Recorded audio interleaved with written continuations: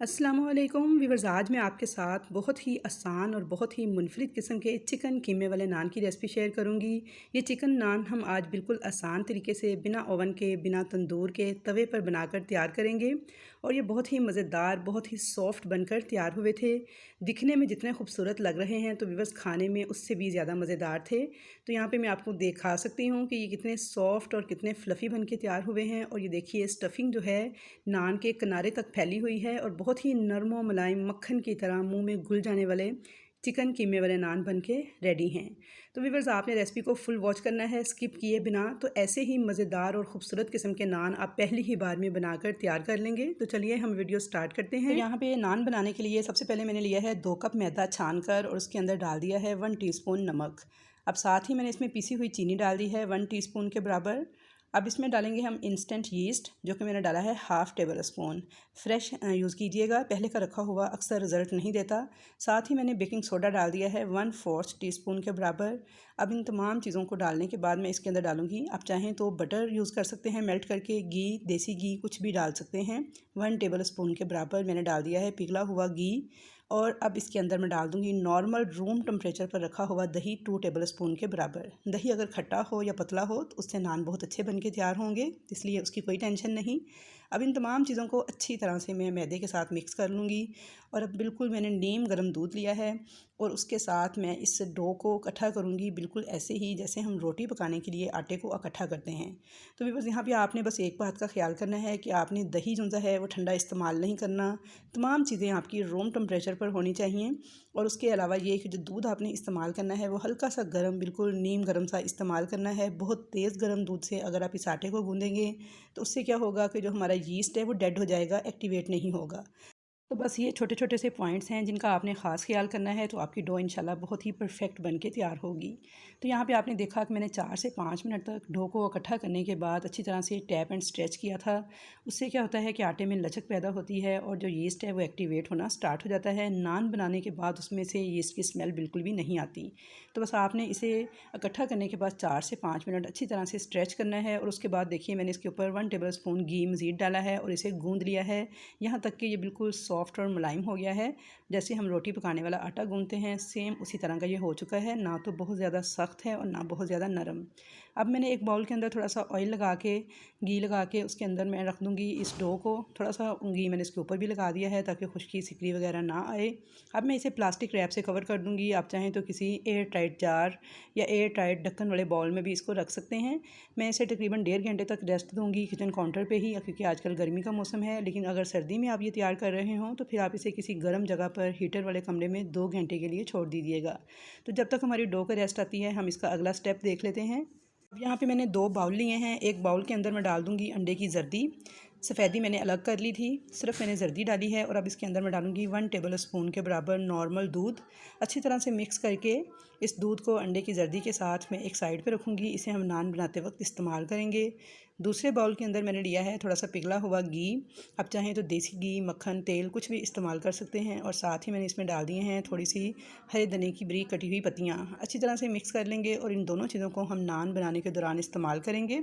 अब हम कीमे वाले नान की स्टफ़िंग तैयार करेंगे। उसके लिए मैंने एक पैन में लिया है 1 टेबल स्पून घी, उसे अच्छे से गर्म कर लिया है और इसके अंदर डाल दिया है हाफ़ टेबल स्पून लहसुन अदरक का पेस्ट। अच्छी तरह से इस लहसुन अदरक के पेस्ट को लाइट सा ब्राउन होने तक फ्राई कर लेंगे ताकि जो इसकी कच्ची स्मेल है वो ख़त्म हो जाए। तो यहाँ पे देखिए, लहसुन अदरक के पेस्ट को मैंने फ्राई कर लिया था। अब मैं इसके अंदर डाल दूँगी चिकन का कीमा, जो कि मैंने लिया है 1.5 पाव। अच्छी तरह से इसे मिक्स कर लेंगे और इसका कलर चेंज होने तक इसको भूनते जाएंगे। तो यहाँ पे देखिए, चिकन का जो कलर था वो वाइट सा हो चुका है। तो अब इसके अंदर हम कोई स्पाइसेस डाल देंगे। तो कीमे का पानी यहाँ पे मैंने अच्छे से खुश्क कर लिया है, इसको मैंने फ्राई करते हुए। अब इसके अंदर मैं डाल दूँगी नमक हस्बे जायका। साथ ही मैं इसमें डालूँगी भुना कुटा हुआ धनिया पाउडर 1.5 टीस्पून। ज़ीरा पाउडर मैं डालूँगी इसके अंदर 1 टीस्पून के बराबर। और अब मैं इसके अंदर डाल दूँगी हल्दी पाउडर, जो कि मैंने लिया है हाफ़ टीस्पून के बराबर। साथ ही मैं इसके अंदर डाल दूँगी कुटी हुई लाल मिर्च, जो कि मैंने ली है 1 टीस्पून। मैंने बिल्कुल नॉर्मल सी नमक मिर्च ऐड की है। अगर आप ज़्यादा स्पाइसी खाना चाहते हैं तो आप कम ज़्यादा कर सकते हैं। साथ ही मैंने काली मिर्च का पाउडर डाल दिया है हाफ़ टीस्पून। अब मैं इसके अंदर डालूँगी गरम मसाला पाउडर हाफ़ टीस्पून, जो कि घर का पिसा हुआ जायफल जवित्री वाला गरम मसाला पाउडर है। अब इसके अंदर डालूँगी लेमन जूस 1 टीस्पून के बराबर। इन तमाम चीज़ों को अच्छी तरह से मिक्स कर लूँगी और बिल्कुल लो फ्लेम पे कवर करके 5 से 7 मिनट तक पकने के लिए छोड़ दूँगी, ताकि चिकन के अंदर जितना भी पानी है वो अच्छी तरह से ड्राई हो जाए और जो मसाले हैं वो भी हमारे अच्छी तरह से भुन जाए, इनका सारा कच्चापन ख़त्म हो जाए। तो यहाँ पे देखिए मैंने मसाले को 1 से 2 मिनट तक भुनाई कर ली थी चिकन के साथ। अब मैं इसको कवर करके 4 से 5 मिनट तक बिल्कुल लो फ्लेम पे पकने के लिए छोड़ दूँगी। तो यहाँ पे तकरीबन 4 मिनट हो गए थे लो फ्लेम पे इसको पकते हुए। तो चेक कर लेते हैं। तो ये देखिए माशाल्लाह से जितना भी इसका पानी था वो अच्छी तरह से ड्राई हो चुका है और बहुत अच्छे से हमने तमाम मसालों को भून लिया है कीमे के साथ। अब मैं इसके अंदर एक मीडियम साइज़ की प्याज ऑमलेट कट स्टाइल में काट के डाल दूँगी। साथ ही मैंने हरा धनिया और थोड़ा सा पुदीने के पत्ते ऐड किए हैं। पुदीना ज़्यादा मत डालिएगा, इसका फ्लेवर काफ़ी स्ट्रॉन्ग होता है। तो बस मैंने 4 से 5 पत्ते ही ऐड किए हैं और साथ में हरा धनिया डाला है मुट्ठी भर। अच्छी तरह से इन तमाम चीज़ों को मिक्स कर लूँगी यहाँ तक कि जो प्याज है वो थोड़ा सा सॉफ्ट होकर ट्रांसपेरेंट सा हो जाए। तो यहाँ पे देखिए अच्छी तरह से मैंने प्याज को मिक्स कर लिया था इस कीमे के साथ। अब मैं फ्लेम को ऑफ़ कर दूँगी और इस स्टफ़िंग को मुकम्मल तौर पे ठंडा होने के लिए छोड़ दूँगी। आपने गर्म स्टफ़िंग जो है वो नान में हरगिज़ इस्तेमाल नहीं करनी, आपने इसको फ्रिज में रख के पहले अच्छी तरह से ठंडा कर लेना है। तो यहाँ पे देखिए जो हमारी डो थी वो बहुत अच्छे तरीके से राइज़ हो चुकी है। मैं आपको बाउल के नीचे से भी दिखा रही हूँ कि कितना ज़बरदस्त इसके अंदर जाल बना है और कैसे फूल के ये डबल हो चुकी है। अब मैं हाथ के साथ प्रेस करते हुए इसकी सारी हवा निकाल दूँगी। तो ये देखिए यहाँ पे मैं इसे 1 से 2 मिनट तक अच्छी तरह से नीड कर लूँगी ताकि इसकी सारी हवा निकल जाए और ये सेट हो जाए। अब मैं एक पेड़े की शक्ल में इसको निकाल लूँगी काउंटर पर, थोड़ा सा इस तरह से करूँगी रोल और अब इसके मैं 2 बराबर हिस्सों में तकसीम कर लूँगी। तो यहाँ पे हमारे बड़े साइज़ के अच्छे नान जो हैं 2 अदद बन के तैयार होंगे। यहाँ पे व्यूअर्स मैंने 2 कप मैदा इस्तेमाल किया था, तो बस आपने जितने नान बनाने हों उतने कप आप मैदा इस्तेमाल कीजिएगा। तो यहाँ पे देखिए अब मैं इसके पेड़े बना लूँगी बिल्कुल ऐसे ही जैसे रोटी पकाने के लिए पेड़े बनाते हैं। तो ये पेड़े जो हैं रोटी से थोड़े बड़े साइज़ के होंगे, क्योंकि हमने स्टफ़िंग वाले कीमे के नान तैयार करने हैं, थोड़े बड़े साइज़ के ही ये अच्छे लगते हैं। तो यहाँ पे देखिए पेड़े मैंने दोनों रेडी कर लिए थे। अब इन दोनों को मैं कवर करके छोड़ दूँगी, 10 से 15 मिनट तक रेस्ट दूँगी, ताकि जो पेड़े हैं हमारे ये दोबारा से फूल के डबल हो जाएँ, यानी कि ये राइज़ हो जाएँ। तो यहाँ पे देखिए 15 से 20 मिनट हो गए थे इनको कवर करके छोड़े हुए और पेड़े देखिए हमारे 15 से 20 मिनट के बाद माशाल्लाह से फूल के साइज़ में काफ़ी ज़्यादा बड़े हो चुके हैं, यानी राइज़ हो चुके हैं। अब मैं इनमें से एक पेड़े को उठाऊँगी, काउंटर पे थोड़ा सा मैदा डस्ट करूँगी और इस तरह से हाथ से दबाते हुए इसे थोड़ा सा बढ़ा लूँगी।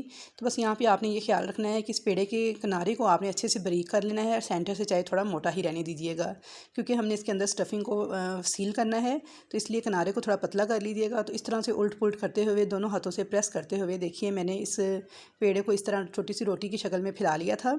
अब मैं इसके दरमियान में स्टफ़िंग रखूँगी और स्टफ़िंग मेरी बिल्कुल ठंडी है, मैंने थोड़ी देर इसे फ्रिज में रख के भी ठंडा किया था। तो बस आपकी स्टफ़िंग जो है बहुत अच्छे से ठंडी होनी चाहिए। तो यहाँ पे मैंने स्टफ़िंग के 2 हिस्से कर लिए थे, तो 2 आधी जो सी स्टफ़िंग है वो मैंने इस पेड़े के अंदर फ़िल कर दी है, दूसरी को मैं दूसरे में फ़िल करूँगी। तो यहाँ पे देखिए स्टफ़िंग जो है मैंने इसके अंदर रख दी है सेंटर में इस तरह से। अब मैं इसको उठाऊँगी एक किनारे से और इस तरह से मैं इसको सील करना स्टार्ट करूँगी। तो यहाँ पे देखिए इस तरह से ज़िग ज़ैग उठाते हुए आपने हल्का हल्का हाथ के साथ इसको शेप देते जाना है और इस तरह से इसे प्रेस करके फोल्ड करते जाना है, यानी इसे सील कर लेना है। तो आपने अच्छी तरह से इसके ऊपर वाले किनारों को उठा के आपस में हल्का हल्का प्रेस करते हुए मिला देना है और दबा के सील कर देना है, ताकि स्टफ़िंग जो है वो अच्छी तरह से इसके अंदर सिक्योर हो जाए। हल्का सा हाथ से प्रेस कर दिया है मैंने और इसे घुमाते हुए इस तरह पेड़े की शेप दे लूँगी। तो ये देखिए हमारा एक बेहतरीन पेड़ा तैयार है कीमे वाले नान का। बिल्कुल इसी तरीके से मैं दूसरा भी तैयार कर लूँगी। तो यहाँ पे देखिए मैंने दोनों पेड़े जो हैं वो अच्छे से रेडी कर लिए हैं। अब मैं एक को कवर करूँगी और पहले पेड़े को उठा के इसका नान बनाना स्टार्ट करूँगी। तो यहाँ पे मैंने काउंटर पे थोड़ा सा मैदा डस्ट किया है और नान की वो साइड जो हमने सील की थी वो मैंने ऊपर की तरफ रखी है, प्लेन वाली साइड मैंने नीचे की तरफ रखी है और सेंटर से इस तरह हल्के हल्के हाथों से इसे प्रेस करते हुए किनारे की तरफ लेकर जाना है, ताकि जो स्टफ़िंग है इसके अंदर वो अच्छी तरह किनारे तक फैल जाए। तो बस आपने ये काम हल्के हाथों से करना है और इस तरह से नान को उल्ट पुल्ट करते हुए दोनों साइडों से हल्का हल्का प्रेस करते हुए फैलाते जाना है। तो व्यूअर्स ये काम आपने बहुत एहतियात के साथ करना है, आपने बहुत ज़्यादा तेज़ या बहुत सख्त हाथों के साथ ये काम नहीं करना कि स्टफ़िंग सारी बाहर आ जाए। तो यहाँ पे देखिए नान को मैंने फैला लिया था, प्रॉपर नान की शेप आ चुकी थी। अब मैंने एक डोंगे का ढक्कन लिया है जो कि गोल शेप में है, इसका किनारा थोड़ा तेज़ था। आप चाहें किसी जग का ढक्कन, किसी डोल का ढक्कन या किसी भी बर्तन को जो आपका गोल शेप में हो इस तरह से उसके ज़रिए ये निशान लगा सकते हैं। बाज़ार वालों के पास तो एक सांचा होता है गोल, लेकिन हम घरों में क्योंकि सांचे नहीं होते तो मैंने ये देसी जुगाड़ इस्तेमाल किया है। हल्का सा मैंने प्रेस करते हुए निशान लगाया है और अब मैं उंगलियों के साथ इस तरह से ये निशान लगा लूँगी। तो व्यूअर्स, आई होप कि आपको ये वीडियो बहुत ज़्यादा पसंद आएगी। नान बनाने की ये रेसिपी जो है बहुत ही ज़्यादा यूज़फुल साबित होगी आपके लिए। तो अगर आपको ये वीडियो इस स्टेज पर ज़रा भी अच्छी लग रही हो तो प्लीज़ वीडियो को लाइक कीजिए, शेयर कीजिए, कमेंट्स बॉक्स में अच्छे अच्छे कमेंट्स का इजहार कीजिए और चैनल पर अगर नए हैं तो सब्सक्राइब कीजिएगा। तो यहाँ पे देखिए, नान के ऊपर उंगलियों की मदद से मैंने इस तरीके से निशान लगा लिए थे और अब यहाँ पे मैंने एक छुरी ली है और उसकी मदद से इस तरह से मैं तिरछे हल्के हल्के कट्स के निशान लगा लूँगी इसके किनारे पर, जो कि नान की खूबसूरती में भी इजाफा करेंगे और हमारा नान जो है जब उसे स्टीम मिलेगी तो अंदर तक इन कट्स के ज़रिए स्टीम जाएगी और नान अंदर से अच्छी तरह से कुक हो जाएगा, राइस होगा। तो यहाँ पे देखिए, मैंने छुरी की मदद से अच्छी तरह से निशान सारे इसके किनारे पे लगा लिए थे।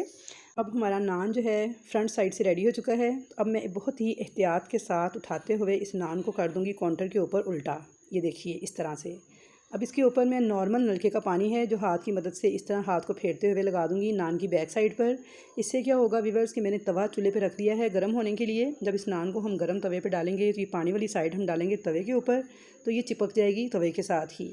तो यहाँ पे देखिए, मैंने बहुत अच्छे से हाथ फेरते हुए सारे नान को पानी लगा लिया था और अब बहुत ही एहतियात के साथ आपने इस नान को उठाना है और इसकी इस पानी वाली साइड को गर्म तवे के ऊपर डाल देना है, जो कि हमने पहले से गर्म होने के लिए चूल्हे पे रख दिया था।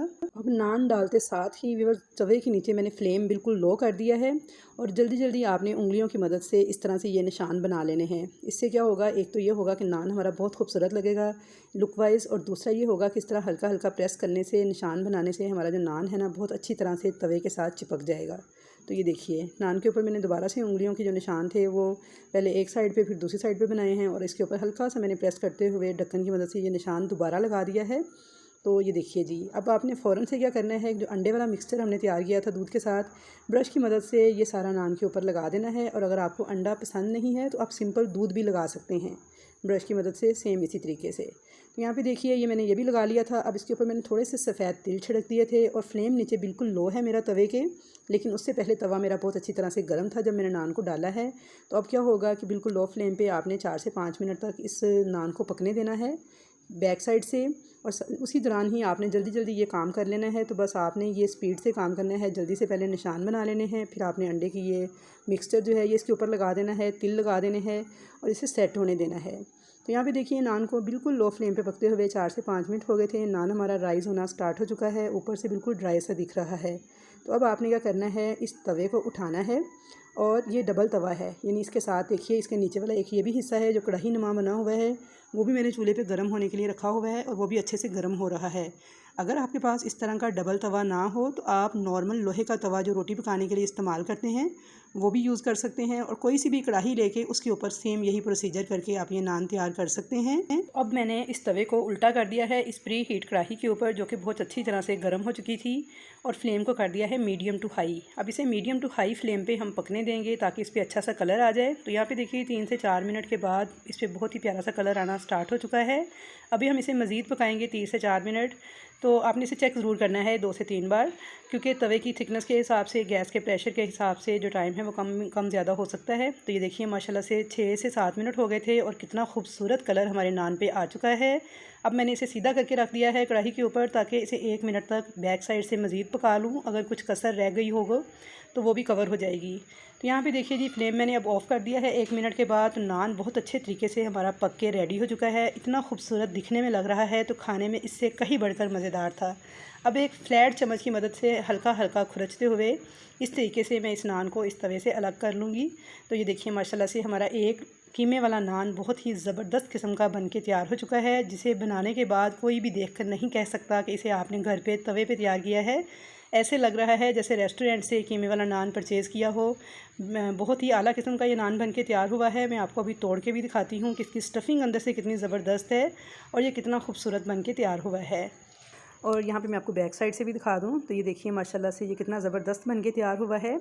अब इसके ऊपर हरे धनिए में जो घी मिक्स करके रखा हुआ था वो लगाते जाएंगे, और देखिए कितना सॉफ्ट और कितना मज़ेदार नान बन के तैयार हुआ है। आप इसकी सॉफ्टनेस चेक कर सकते हैं। اور جیسے جیسے نان تیار ہوتے جائیں گے اس کے اوپر بٹر پیپر رکھ کے اور کوئی پلیٹ وغیرہ رکھ دیں تاکہ نان جو ہیں آپ کے سافٹ رہیں۔ تو نان کو سافٹ رکھنے کے لیے یہ ضروری ہے کہ آپ اسے کور کر کے رکھیں، ورنہ یہ سخت ہو جائیں گے جیسے ان کو ہوا لگے گی۔ تو اب دیکھیے اسی طریقے سے میں نے دوسرا نان بھی بنا کے تیار کر لیا تھا۔ تو ویورز یہ نان جو ہے ہم نے بہت ہی بیسک مسالوں کے ساتھ بہت ہی زبردست طریقے کے گھر پہ بنا کر تیار کیے ہیں، اور اب میں آپ کو توڑ کے بھی دکھا دیتی ہوں۔ تو یہ دیکھیے ماشاءاللہ سے کتنے زبردست اسٹفنگ اس کی کنارے تک پھیلی ہوئی ہے، کتنا سافٹ نان ہے اور کتنا فلفی ہے، اور کھانے میں بھی بے حد ذائقے دار تھا۔ تو آئی ہوپ ویورز کہ اگر آپ کو میری آج کی یہ ریسپی ذرا بھی اچھی لگی ہے تو اسے لائک کیجئے، شیئر کیجئے ملنے جلنے والوں سے، اور چینل کو سبسکرائب کیجئے۔ کمنٹس باکس میں اپنی قیمتی رائے دینا مت بھولیے گا۔ تو انشاءاللہ تعالی ملاقات ہوگی آپ کے ساتھ ایسی ہی اچھی ریسپیز کے ساتھ۔ تب تک کے لیے مجھے دیجئے اجازت۔ اللہ حافظ۔